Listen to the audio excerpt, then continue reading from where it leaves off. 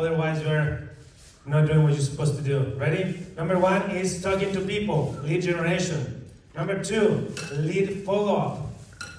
Number 3, developing your skills. If you take care of those 3, you talk to a lot of people, you do lead follow-up, and you develop and you improve your skills, you're going to have a lot of business.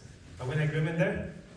Then number 4 is showing houses or doing price reductions. Number 5, it is negotiations. And number 6, attending to the closing. That's it. Everything else that we do is the other 80% that just delivers 20% of your business. So I focus on just holding my agents accountable to the top 20%. Lead generation, lead follow-up, and developing their skills. I don't micromanage them. We just have a prototype scale for those 3 things. Okay? Great question. What else? I create a team that is really successful. We close about 150 to 200 transactions per year. And I decided to move to Florida 3 years ago. I also do a lot of flips. I love doing also buying and hold properties. I have to try B-R-R-R-R. Yesterday I said it brrr. Let's try it. Looks like I said it brrr. I said brrr. Okay, so I love investments.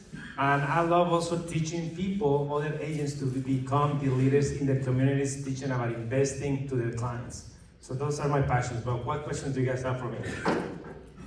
Come on, yeah. So how do you manage your, group and... You need to check your vitals as a chapter. What are your vitals?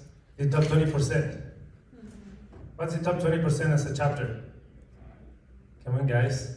The president, vice president. Yes, but what are the top 20% things that you need to keep track of? Number 1 is membership. How many members do we have? 2, money, sponsors, right? Number 3, how many people attend to the national convention? If you take care of those 3 things, and you increase those 3 numbers and attendance to the local events, if you watch those 4 things and you improve in those 4 things, you're going to be set as a chapter.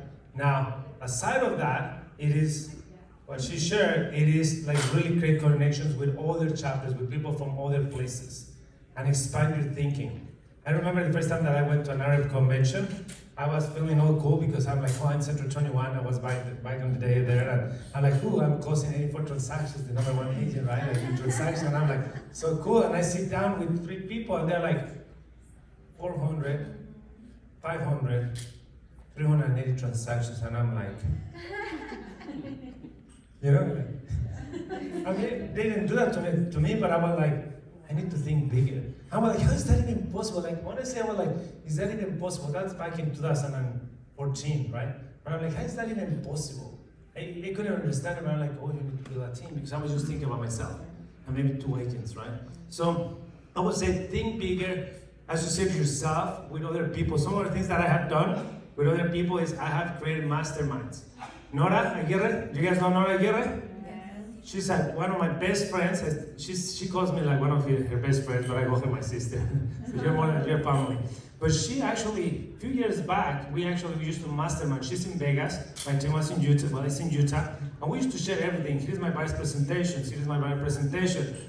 She's like, Jona, you are hiring people in Mexico, virtual assistants, how are you doing that? I give her my contract, I give her several things, and now she has more virtual assistants than me, and she has them in Colombia. Do you know what I mean? So you need to go, you don't need to reinvent the wheel. What I will tell you is, before you go to the conventions or to these meetings, check who is going to be attending, check who is kind of at your same level or a little bit more, and be intentional about connecting with them, and just don't be afraid to ask. Let's mastermind. We used to just talk every 2 weeks for 30 minutes on the phone, and we used to hold each other accountable. And there was another girl, Monica Perez from Denver. We used to do the same before I did it with Nora. So you can do those things, take advantage of that. We want to go here. We're here, we build the bridge, right? So we want to cast the vision, we want to delegate, and we want to give them love. Accountability equals love. I'm going to repeat this. Accountability equals love. Now, what are these steps that I usually follow? And Lady already said that. Is number 1, I call them honest conversations. Not tough conversations, just honest conversation. Now, if it is a difficult situation, I will invite you that you do it with someone else. So it's not like you said, I said, and you just have a little meeting, and you said, you know what, we really care about you. How are you doing? Number 1 is care. Number 2, said, you know what, we're a little bit concerned. This is where we want to go, and we need you. We need you. We want you here. Do you see that? Said, but I have seen that these things haven't been able to get done. Can we count on you? Maybe they say no, and if they say no, you're coaching them out. So coach them up or coach them out. Because if you lower the bar, then the whole board is going to be affected. I'm just echoing what she said, but that's really important as leaders.